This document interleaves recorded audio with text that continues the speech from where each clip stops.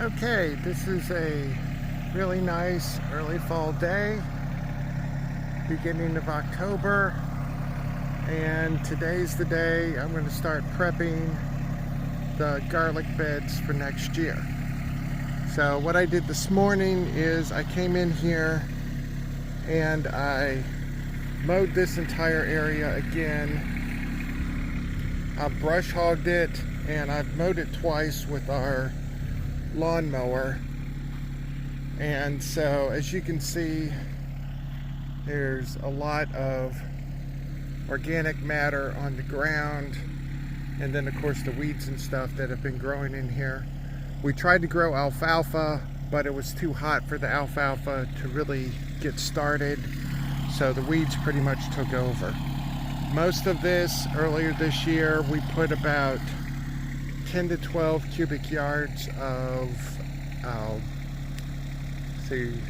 cow or horse manure, one of the two, in here. But it's officially been more than 120 days. So according to the USDA, we can now start planting stuff. Now we're still not going to be planting for 2 more weeks, but I wanted to till everything up today, and then Andrea wants to form the beds next weekend to let the beds sit for about a week or so before we actually start planting the garlic. So this is what I'm going to be doing now. So what I need to do is the whole tractor, or okay, it's the whole tractor. Okay. I have a really hard time keeping these implements straight sometimes, so I have to periodically check because they will move and get out of line. So I need to make sure that they are lined up properly. I think I might move it a little bit, but I think it looks pretty good. So anyway, I'm going to do that real quick and then come back and show you what I did. Okay, just like that, it is done. So I got 8 rows, plus I did a 9th row just in case my row widths this week and my row widths next week, when we actually form the beds, are a little different. I want to give myself a little bit of extra space.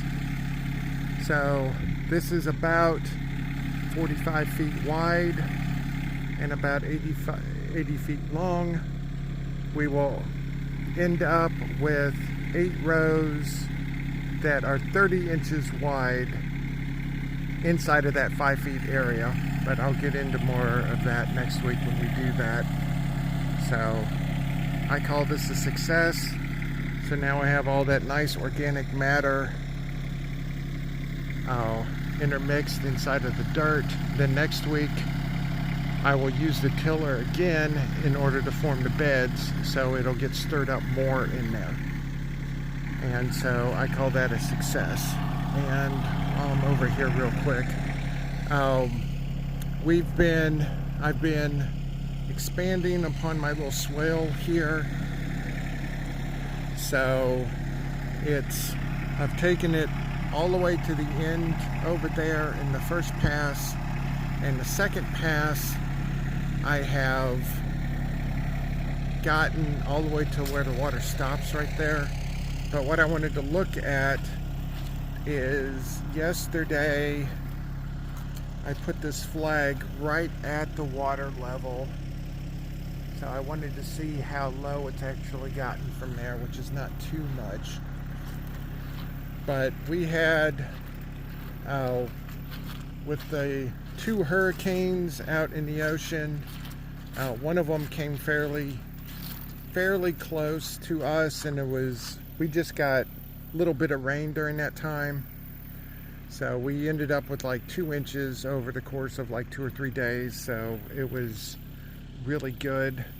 And so of course this is our low area here, and so as soon as this dries out, I want to get more dirt, take it over to there, and then once you get on the other side of the trees over there, the ground starts sloping down, And so I hope I can be able to get it to where when the rain comes down, it will come down into here and then slope over to here and then slope out, where we won't have these big massive little ponds like we would get during our monsoons. But it looks like the sloping is working. I don't care if it's 100%, but there's no water over there, and the water keeps receding and going to the left over here, so I call that good. So I know I'll end up with some water in here, but a little bit of water in here is a lot better than the massive ponds that we would get, which would get, the water would stand all the way from where it is there to at the highest point about 5 or 6 feet away from the end of the garden. And so we're trying to prevent that. So anyway, I just wanted to look at that while I was out here. So anyway,